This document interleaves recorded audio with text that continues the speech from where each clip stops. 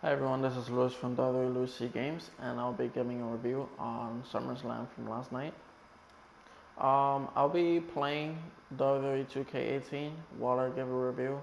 I took off the sound and the music and all that stuff due to copyright. Um, so yeah, I'll be giving a review while I play this game. Um, I'll start off with the pre-show matches first. Also, I'll start off with the team up under Elias and Zelina Vega versus Rusev and Lana in the mixed tag team match. Um,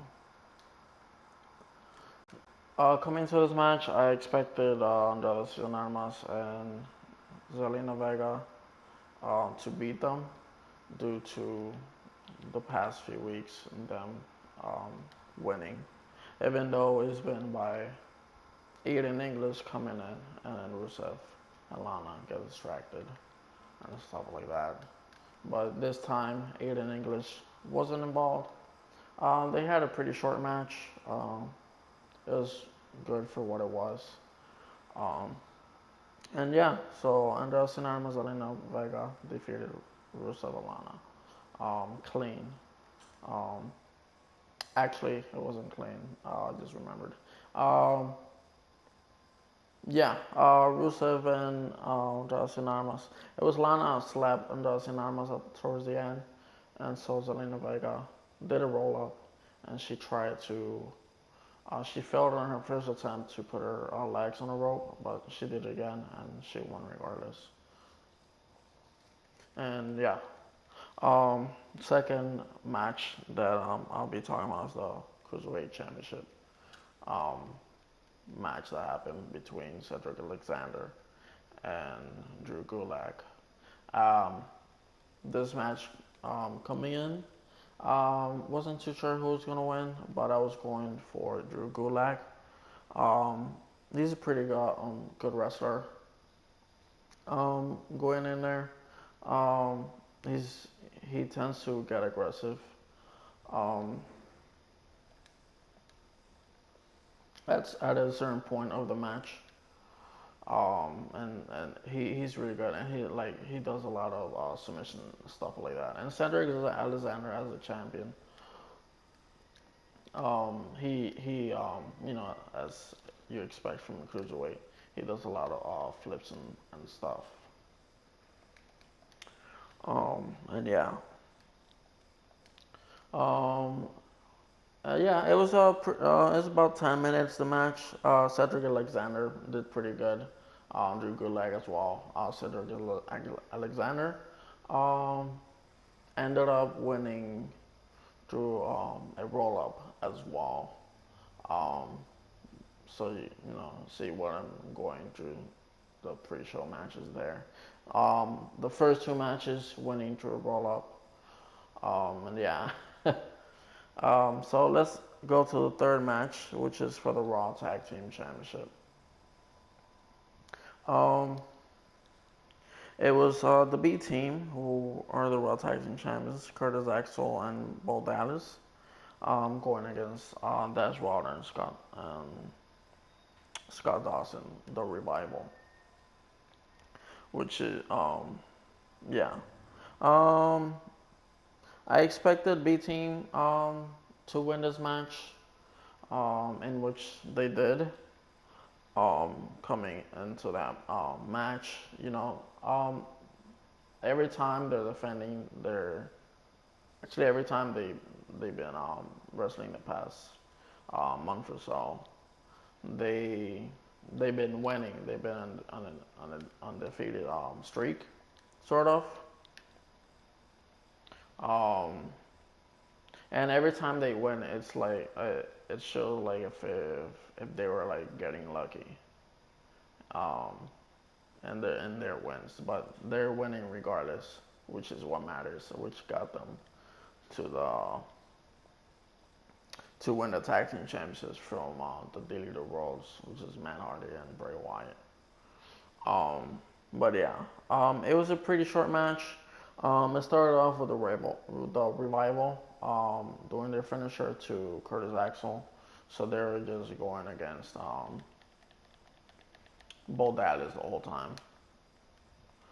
Um, and yeah, so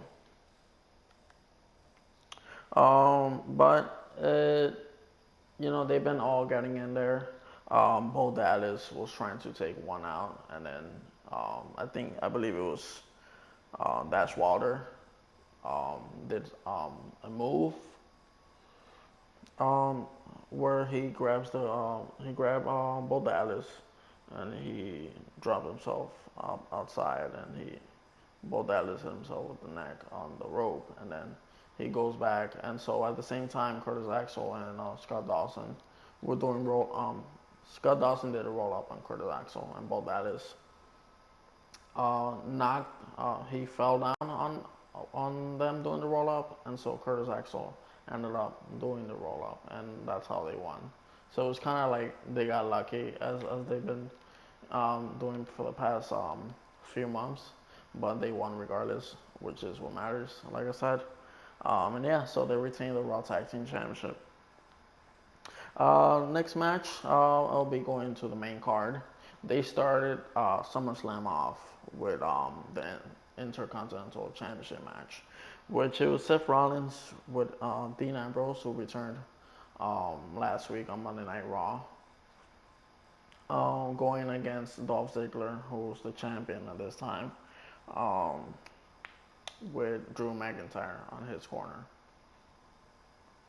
And heading into this match, yeah, I wasn't too sure who was gonna win. I was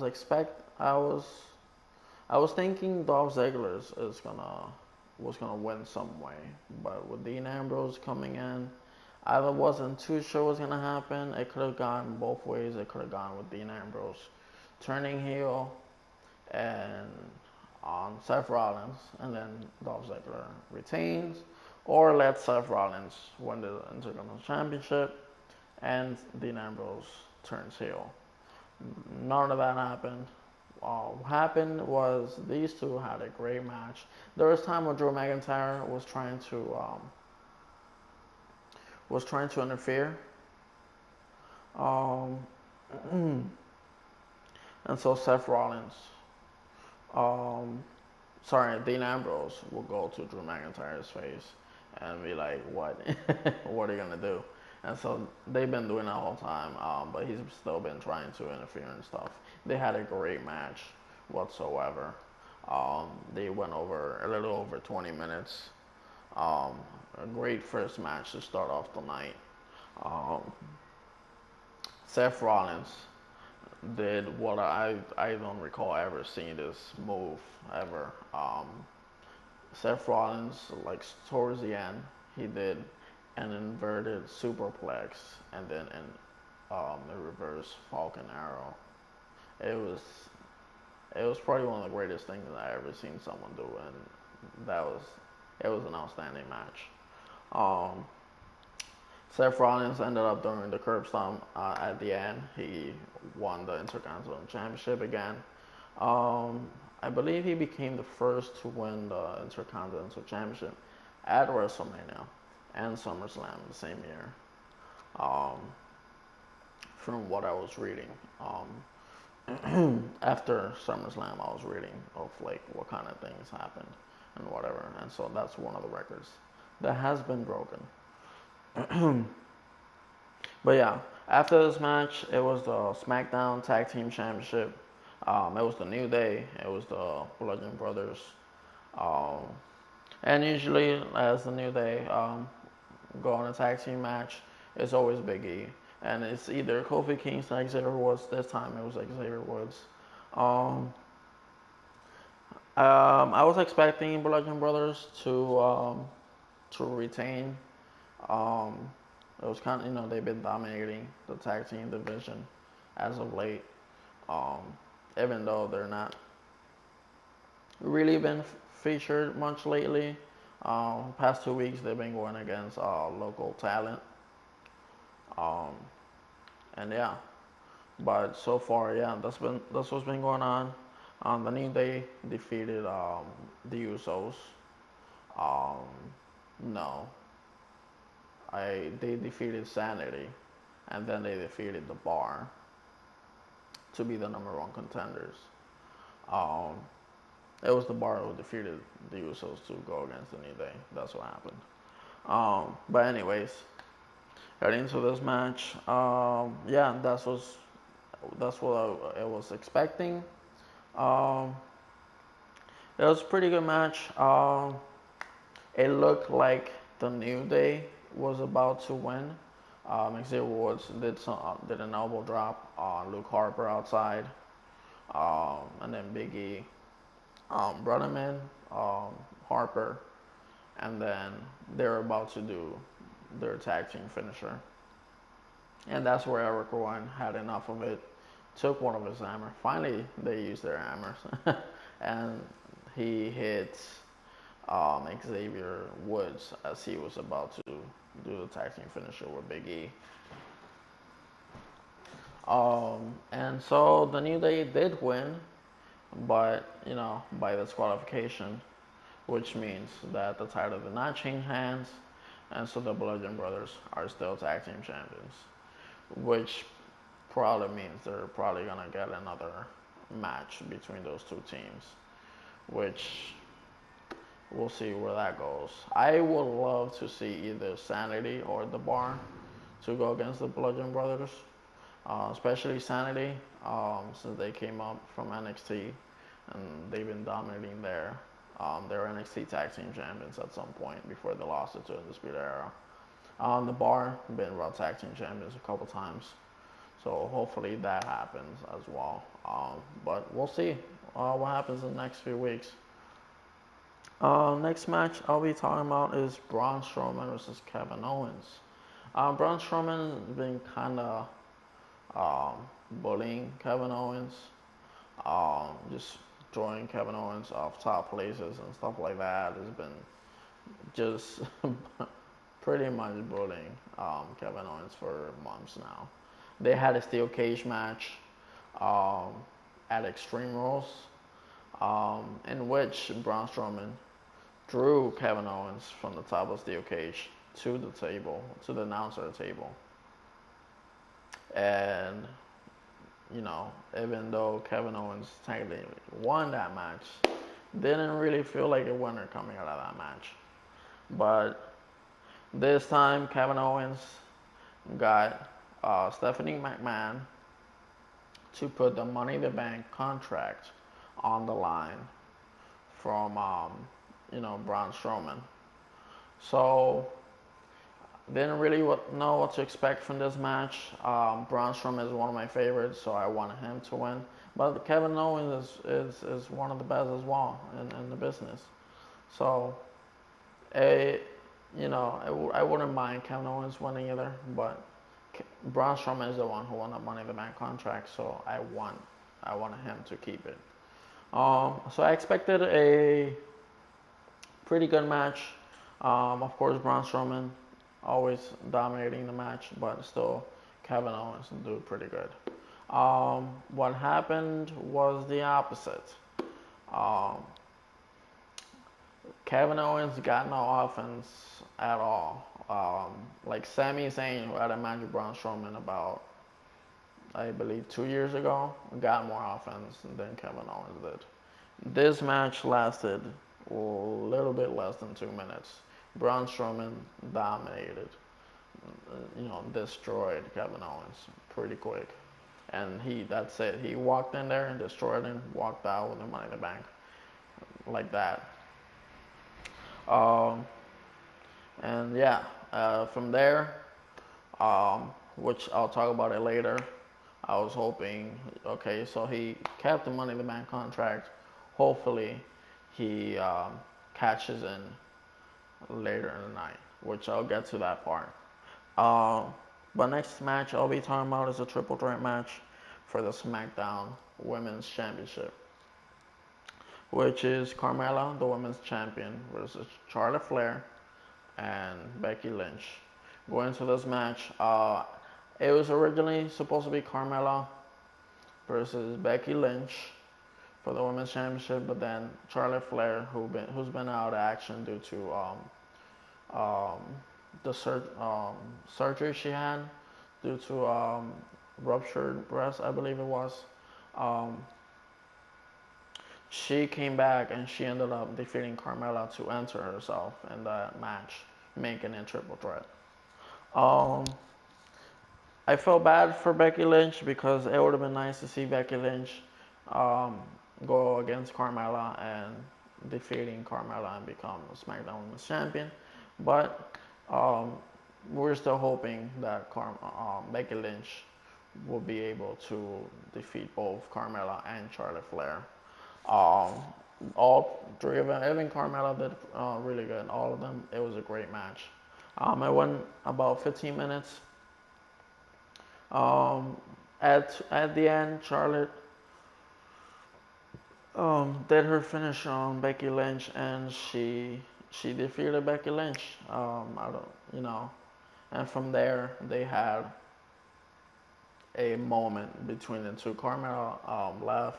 It was just Charlotte and Becky Lynch having their moment, and they were hugging and stuff like that. And this whole time, it was like Becky Lynch was just thinking like, you know, we're all thinking like we didn't want Charlotte to win. You know, Charlotte's a great wrestler. I'm not saying that away from her, but she's been champion enough times. Becky Lynch has been one time SmackDown Women's Champion, so we wanted her to have her moment. But instead, Charlotte Flair won, and Becky Lynch was just there, having not having her moment, and she was just hugging with Charlotte Flair. But she ended up like making it seem like it's okay, she'll be fine. Instead, she turned heel and she beat up Charlotte Flair. It got to a point where everybody was like, "You deserve it," to Charlotte Flair. Like people were booing Charlotte Flair because they were happy Becky Lynch turned heel. After this match, we had um, Samoa Joe versus AJ Styles. Um, this is for the WWE Championship. It was a match that we haven't seen in WWE. I'm sure it happened somewhere else. In TNA, I know it happened when they were both there um, over 10 years ago in TNA. So yeah, they battled each other plenty of times. They had history together. So, but we never had in WWE. So that was something we've been wanting for a long time. Those two had a great match. Uh, Samoa Joe was dominating AJ Styles pretty much. And it got to a point where Samoa Joe had AJ Styles outside. AJ Styles was started to bleed on his forehead. And Samoa Joe just got on top of one of the announcer tables and he got a microphone and he started teasing AJ Styles' wife, um, which he's been doing for the past few weeks. Just going to mic and just talking about AJ Styles' family, and that's what's been pissing off AJ Styles for these past few weeks, but he hasn't done anything about it. Up until now, as soon as Samoa Joe did that, AJ Styles got pissed off. He ran towards Samoa Joe, and he was just beating him up, and he even beat up two of the workers that had nothing to do with the match. He grabbed a chair and just started hitting Samoa Joe so many times. Um, so he got himself disqualified, but it didn't even matter to him because he was just so pissed off that he started talking about AJ Styles' wife. So, and definitely we should be expecting this at the next pay-per-view. Them two to go um, to fight each other in a Hell in a Cell match. But we'll see on this Tuesday's SmackDown Live what they're gonna announce between them two. But overall, it was a great match. Sucks that ended up in a disqualification, but it was for the disqualification result. it was actually not. It wasn't. It wasn't bad. Um, we want more out of it, pretty much. Um, out of those two. I believe the next thing that happened was Elias' performance. Now, there's been rumors going on that The Rock was going to show up either during or after Elias' performance. Elias started, talking to everybody as he always does, and then insults them, and then he starts singing. But what ended up happening was as soon as he was going to perform, uh, the guitar broke, and it was like, what happened? Got to a point where he got so pissed off um, that he was just throwing everything, all his stuff everywhere, and he just walked away. And so it was like, what just happened here? But anyways, the match that we're gonna talk about next is The Miz versus Daniel Bryan. They've been feuding on and off for 8 years now. When Daniel Bryan first came in through NXT, um, season one, when it used to be a competition series, um, and The Miz was it was kind of funny because Daniel Bryan had more experience, but it was in the Indies, of course. Um, Over 10 years, I believe, he had experience in the Indies, and um, The Miz, who's been wrestling last time, he was the mentor of Daniel Bryan, but which he felt weird about it. Anyways, they've been feuding for a while, on and off, and it was teased that they would have a match, even though Daniel Bryan had to retire 2 years ago. When The Miz did a promo on Daniel Bryan on Talking Smack. So we've been wanting this match for a while. It would have been nice to have a WrestleMania. Maybe they are gonna do a WrestleMania next year, but we'll see. But these two had a match at SummerSlam. It was really really good. Didn't know what to expect as far as like who's gonna win. I The Miz ended up defeating Daniel Bryan. Not really surprised since that's his style of wrestling sometimes. The Miz had Maurice on attendance with their child. Um, I forgot the name, but it's unrelated. Um, so Maurice, at some point, The Miz went to her. The Maurice gave him something. Um,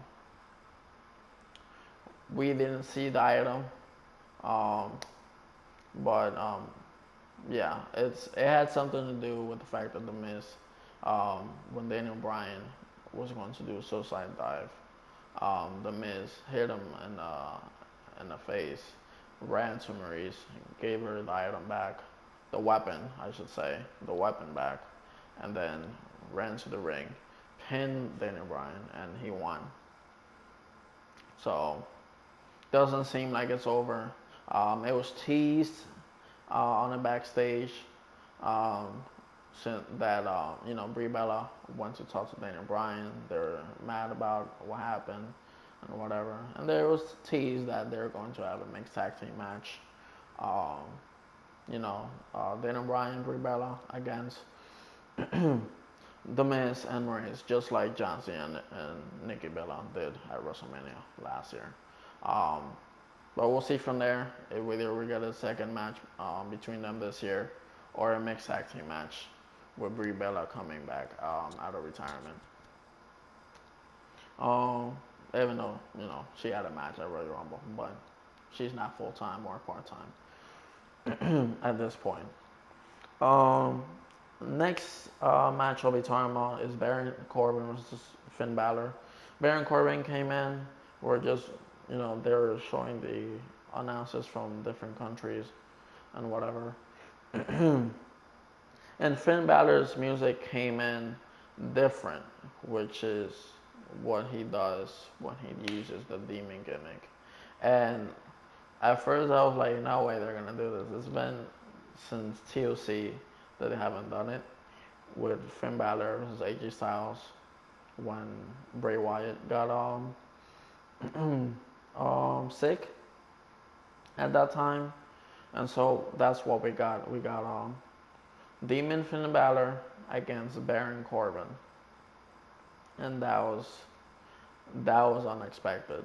And Demon Finn Balor came in there, and he dominated Baron Corbin. Baron Corbin did not do any type of offense whatsoever, and Finn Balor dominated Baron Corbin in less than 2 minutes as well. So it was a really quick match, but it was worth it. Next match I'll be talking about is the United States Championship match, which went about 11 minutes, 10 minutes, something like that. Coming in there, I didn't really expect Jeff Hardy to win due to him feuding with Randy Orton. I expect Randy Orton with Jeff Hardy at Hell in a Cell. But regardless, we have Shinsuke Nakamura versus Jeff Hardy for the United States Championship. United States Championship. At some point, Shinsuke Nakamura, he tried to do a low blow. He failed on that. And yeah, they've been going at it between them two, which is what I wanted, due to their Extreme Rules match, which lasted less than a minute, I believe. Shinsuke Nakamura did the low blow starting out the match, and then Kinshasa, or I believe that's how you say it, and then won the match. But this time they actually had a pretty decent match. It was worth watching. Can't complain about SummerSlam so far. Except for a few things, that would have been nice. But I still enjoyed it overall. So this match was pretty good. Shinsuke Nakamura retained the title. Randy Orton did come out teasing that he was going to do it, but he didn't end up hitting Jeff Hardy at all. Not on RKO, not a low blow, nothing. He walked out, and then he just changed his mind and he went backstage again.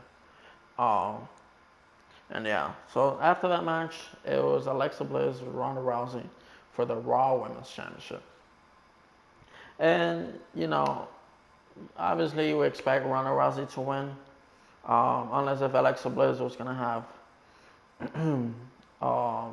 someone helping her, or she's going to cheat, or any type of way. But it was a pretty quick match. Ronda Rousey had Natalya, which Natalya came in with her father's gear that he wore at SummerSlam back in the 90s. Since her father passed away recently. And yeah, she was at Ronda Rousey's, she was supporting Ronda Rousey, is what I'm getting at. Alexa Bliss came in by herself. And yeah, they had a pretty short match. Ronda Rousey, actually Alexa Bliss was trying to prevent wrestling with Ronda Rousey. Ronda Rousey was like, trying to get her to wrestle. She was just saying, I won't do anything. I'll sit here and I'll wait for you. And Alexa Bliss finally went in, and she tried. That's what matters. So Ronda Rousey, of course, ended up dominating Alexa Bliss, and she won pretty quick. And she won the Raw Women's Championship, and we go from there. The last match I'll be talking about, it'll be between Roman Reigns and Brock Lesnar. They've been feuding on and off for the past 3 years, since WrestleMania 31, which they had Roman Reigns with Brock Lesnar, and Seth Rollins came in with the Money in the Bank contract, made a triple threat, and won the championship. They had another match at WrestleMania 34. Roman Reigns lost clean. Another singles match at Greatest Royal Rumble. Technically, Roman Reigns won the match due to his you know, his feet hitting the floor first, but they gave the win to Brock Lesnar instead. Um, and yeah. So, anyways, so this was their fourth singles match, Roman Reigns versus Brock Lesnar. Before the match started, Braun Strowman came in, you know, with the Money in the Bank. He didn't cash it in. He just told them, I'm gonna do this I'm gonna tell you guys face to face. I will be here waiting for one of you to win this match, and then one of you will get these hands. Um, and yeah, we went from there. So the match started. Roman Reigns started off with like 2 Superman punches. They were going on and off. You know, Brock Lesnar um, with his German suplexes and yeah, they were going back and forth. Roman Reigns accidentally hit Braun Strowman, and Brock Lesnar started beating on Braun Strowman. It got to a point where Brock Lesnar was distracted by Braun Strowman, that when he went back in, Roman Reigns hit the spear, pinned Brock Lesnar, and won the championship. Now at this point, we thought, you know, Braun Strowman, even though Brock Lesnar threw the briefcase away, he was still going to cash in the Money in the Bank contract and go against Roman Reigns. That's what we all wanted. In fact, that's Roman Reigns won a championship and it ended there. So that's all we got. And yeah, overall, it was a great show. I would have loved, it would have been perfect for me, personally, Braun Strowman won the Universal Championship, cashing in that contract. But Roman Reigns finally beat Brock Lesnar. Finally, we don't have to see Brock Lesnar with the Universal Championship. You know, I'm at this point where I just want to see the Universal Championship be defended every pay-per-view, which is what matters to me. So, Roman Reigns finally did it. It was a great ending. Even though they teased Braun Strowman cashing in, but it's fine. It was a great pay-per-view. And I can't wait to see what happens tonight on Monday Night Raw.